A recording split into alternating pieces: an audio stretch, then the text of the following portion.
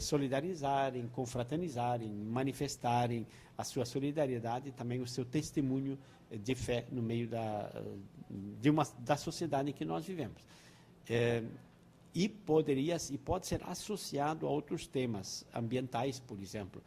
Na medida que nós celebramos a Eucaristia, nós celebramos os dons, aquilo que eu dizia antes, a Eucaristia como ação de graças, como bênção que se pronuncia tradicionalmente no judaísmo já. Então, bênção pronunciada sobre pão e sobre vinho, por exemplo. Isso significa frutos da terra, frutos do trabalho humano, fruto da videira, fruto do trigo e assim por diante. Então, está aí o trabalho, está aí o mundo, o ambiente e também a convivência humana. São diferentes sentidos que se podem ler e que aparecerão.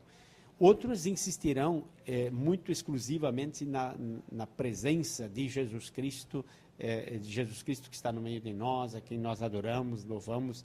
Então, o significado pode variar de acordo com a capacidade ou o acento que se dê em diferentes contextos. Tem o lado espiritual e também esse lado de organizar a sociedade, do envolvimento das pessoas. Certamente. O lado espiritual que seria essa coisa do encontro pessoal ou então do caminho pessoal com Jesus Cristo, e do lado social, sim, também a responsabilidade. A leitura, por exemplo, do dia diz assim: nós tomamos e comemos o corpo e o sangue do Senhor.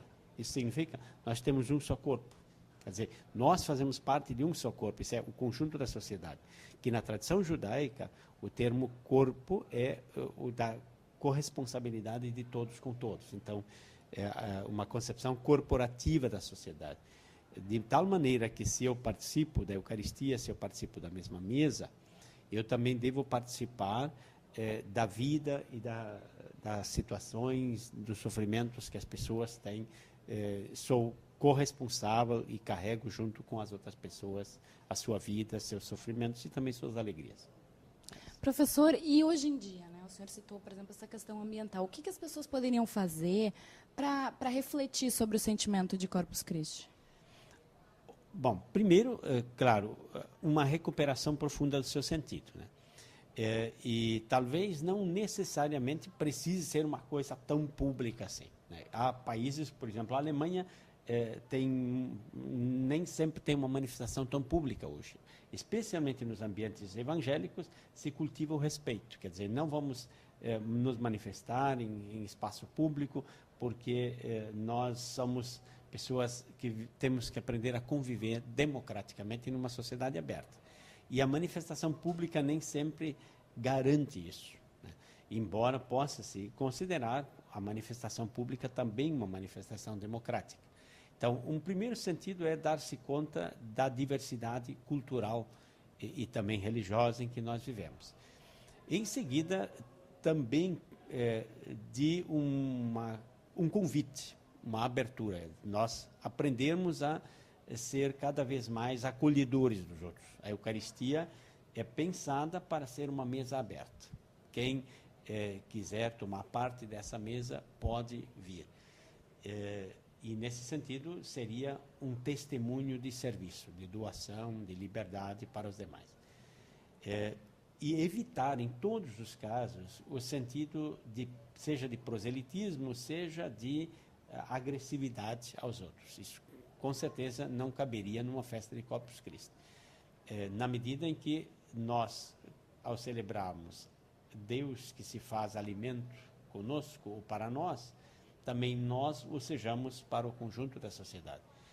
E sob esse ponto de vista, é também um chamado ao compromisso, especialmente no caso dos católicos, de se inserirem nessa sociedade, na comunidade e testemunharem também a espiritualidade, no sentido de poderem acolher as pessoas nas suas perguntas e nas suas questões de espiritualidade que têm.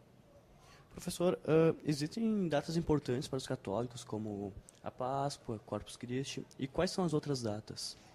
Claro, muito próximo da Páscoa está o Pentecostes, que digamos, no domingo, no segundo domingo antes. Isso é, Pentecostes, ao Pentecostes segue o domingo da Santíssima Trindade, e ao domingo da Santíssima Trindade segue na quinta-feira o Corpus Christi. Então, nós temos aí Pentecostes, festa do Espírito Santo, Santíssima Trindade, e antes disso, obviamente, o Natal.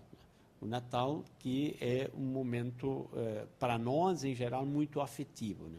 Por causa do menino Jesus, presépio e assim por diante.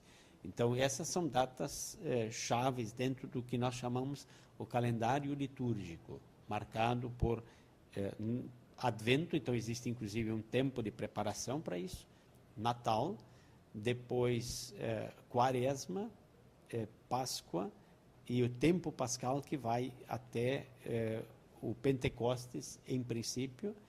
Depois nós temos logo mais, em junho, a festa de São Pedro e São Paulo, que é um outro momento importante nesse contexto, que em outros países e também em outros tempos aqui, era dia santo, quer dizer, dia de preceito, que se ia para a igreja, se celebrava e assim por diante. Então, essas são grandes festas. Além disso, 1º de janeiro é uma festa que, na tradição católica, é festa da Mãe de Deus. Mas que, de todos os modos, é início do ano, dia da Fraternidade Universal, dia da oitava da Páscoa, em que, no nome de Jesus e assim por diante. Então, isso é uma outra festa nesse sentido. 8 de dezembro é uma festa bem mariana, né? Isso e bem católica, nesse sentido, de se celebrar a Imaculada Conceição de Maria. Isso é, Maria, Mãe de Deus, que é livre de todo o pecado, exatamente para ser, desta forma, um meio, uma proximidade, uma expressão da graça de Jesus que ela vem trazer ao mundo, nesse sentido. Em outubro também não tem? A gente não tem a data de Nossa Senhora? 12 de outubro é, para nós aqui no Brasil, a data de Nossa Senhora Aparecida, que não, obviamente não existe em outros países, né? Outros países, inclusive, nessa data, tem outras festas marianas, né? Ou de Maria, relacionadas a Maria. Mas para nós no Brasil, essa é uma data que foi colocada, inclusive, em feriado nacional,